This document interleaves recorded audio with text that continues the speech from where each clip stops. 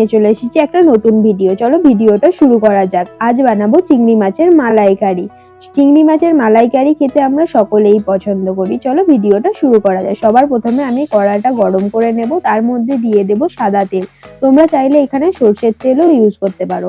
এবার তেলটা গরম হয়ে গেলে তার মধ্যে দিয়ে দেবো এলাচ, লবঙ্গ, দারচিনি দিয়ে এবার ভালো করে ফোড়ন দিয়ে ভালো করে নাড়বো। তারপর দুটো কাঁচা লঙ্কা দিয়ে ভালো করে নেড়ে অল্প একটু নুন দিয়ে দেবো যাতে কাঁচা লঙ্কাটা না ফাটে।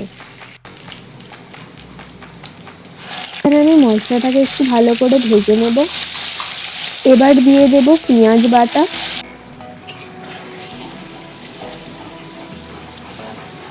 পেঁয়াজটাকে ভালো করে ভাজতে থাকবো যতক্ষণ না পেঁয়াজের কালারটা চেঞ্জ হচ্ছে।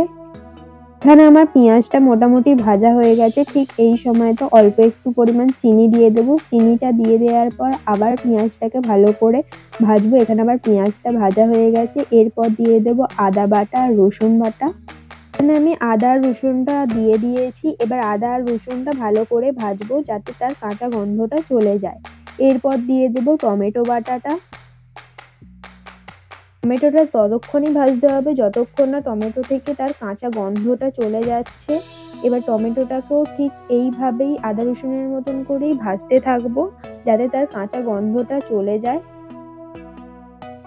টমেটোর কাঁচা গন্ধটা চলে গেছে। এবার এই সময় দিয়ে দেবো কাশ্মীরি লঙ্কার গুঁড়ো, হলুদ গুঁড়ো আর দুটো কাঁচা লঙ্কা। এখানে আমি মশলাটা ততক্ষণই কষাবো যতক্ষণ না মশলাটা থেকে তেল ছাড়ছে। এরপর অল্প একটু পরিমাণ বাটার দিয়ে দেবো। বাটার দিলে মশলার টেস্টটা আরো দ্বিগুণ বেড়ে যায়।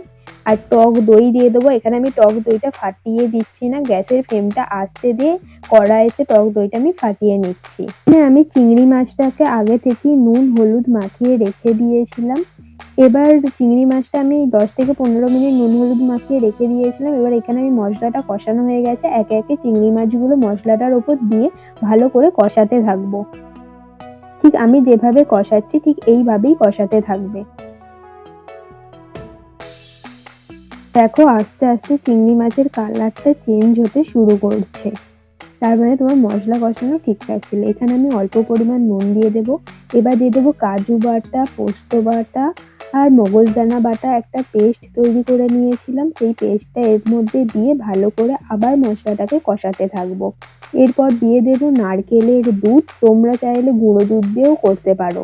যে নারকেলের দুধটা দিয়ে দিয়েছিলাম সেই নারকেলের দুধটা ভালো করে মিশিয়ে নেব। এখানে আমার নারকেলের দুধটা মেশানো হয়ে গেছে। এবার কিছুটা পরিমাণ নারকেল আমি বেটে নিয়েছিলাম, সেই নারকেল বাটাটাও এখানে দিয়ে দিলাম। দিয়ে আবার ভালো করে মিশিয়ে নেব।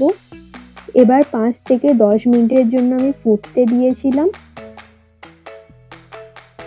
এখানে আমি 5 মিনিট পরে দেখাচ্ছি। দেখো কি সুন্দর ফুটছে। এবার আমি একবার নেড়ে দেবো যাতে তলায় না বসে যায়। এখানে আমার চিংড়ি মাছের মালাইকারিটা হয়ে এসেছে। এবার নামাবার আগে গরম মশলা আর 1 চামচ ঘি দিয়ে গ্যাসের ফ্লেমটা বন্ধ করে 5 থেকে 10 মিনিট চাপা দিয়ে রেখে দেব। দেখো 5 থেকে 10 মিনিট পরে দেখাচ্ছি। দেখো চিংড়ি মাছের মালাইকারিটা কি সুন্দর হয়েছে। যদি ভিডিওটা ভালো লেগে থাকে অবশ্যই চ্যানেলটাকে লাইক, কমেন্ট অ্যান্ড সাবস্ক্রাইব করে চ্যানেলটার পাশে থেকো।